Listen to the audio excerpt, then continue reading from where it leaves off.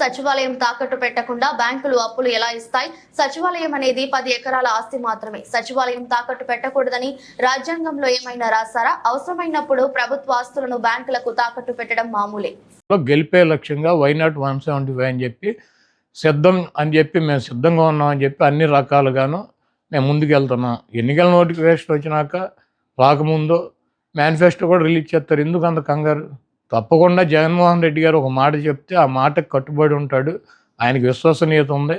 ఆయన చెప్పినటువంటి మాట నిలబెట్టుకుంటాడు అన్నటువంటి నమ్మకం ఉంది ప్రజలకి. అదేవిధంగా మాకు 175 నియోజకవర్గాల్లో అభ్యర్థులు ఉన్నారు.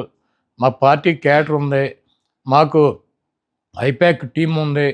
మాకు పబ్లిసిటీ చేసుకోవటాకో లేకపోతే గడప గడపకి జగన్మోహన్ రెడ్డి గారి మేనిఫెస్టోని జారీ చేయడానికి 24 గంటల సమయం మాకు చాలు.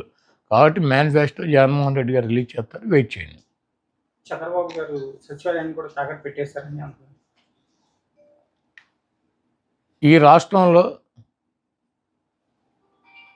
4 లక్షల కోట్ల రూపాయలు అప్పులు ఉన్నాయి.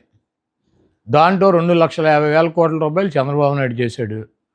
4 లక్షల రూపాయల్లో 2,50,000 కోట్ల రూపాయలు జగన్మోహన్ రెడ్డి గారు చేసినటువంటి అప్పులు. ప్రభుత్వ ఆస్తులు తాకట్టు పెట్టకుండా బ్యాంకులో లోన్ ఇస్తారా? ప్రభుత్వ ఆస్తి తాకట్టు పెట్టకుండా బ్యాంకులో లోన్ ఇస్తాడా? పలానా తాకట్టు పెట్టాలి, పలానా తాకట్టు పెట్టకూడదు, పలానాది మార్టిగేజ్ చేయాలి, పలానా షూటీ చేయాలని ఏమన్నా డాక్టర్ బిఆర్ అంబేద్కర్ గారు రాజ్యాంగంలో రాశారా? సెక్రటేరియట్ ఏంటి చంద్రబాబు గారిదా? ప్రభుత్వాన్ని.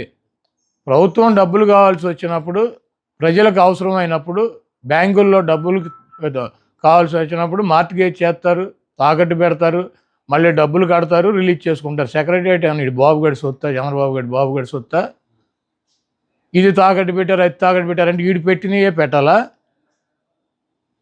కానీ చంద్రబాబు నాయుడు పెట్టినటువంటి ఆస్తులు తాకట్టు పెట్టాలి. రూల్ ఉందా? రాజ్యాంగంలో రాసి ఉందా? పలానా ఆస్తి పెట్టాలి, పలానా ఆస్తి పెట్టకూడదు. అది ప్రభుత్వం ఇష్టం.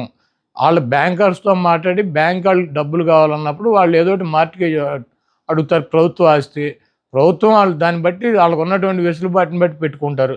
సెక్రటేరియట్ పెట్టేశారు. సెక్రటేరియట్ ఎంత? 10 ఎకరాల పొలం.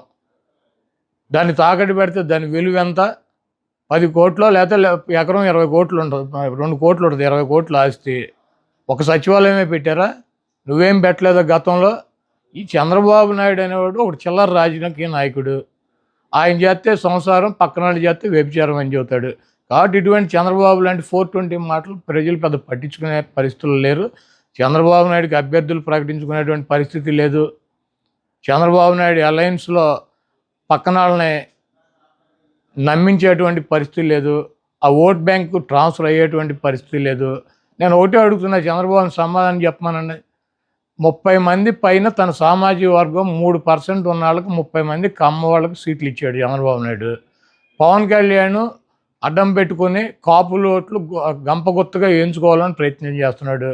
20% పైన ఉన్నటువంటి సామాజిక వర్గానికి ఆయన ఇచ్చిన సీట్లు ఎన్ని? 24గా? ఆయన కులానికి ఇచ్చుకున్నటువంటి 30 సీట్లు ఆయన ఇచ్చేసుకున్నాడు ఆయన పార్టీలో. మరి 20% సామాజిక వర్గం ఉండి వాళ్ళ ఓట్లతో గెలవాలని చెప్పి ప్రయత్నిస్తున్నటువంటి చంద్రబాబు పవన్ కళ్యాణ్కి ఇచ్చే సీట్లన్నీ 24గా?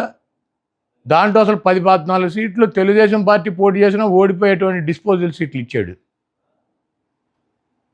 ఇవన్నీ ఆ సామాజిక వర్గం గమనించట్లేదా? చంద్రబాబు నాయుడికి బుద్ధి చెప్పరా?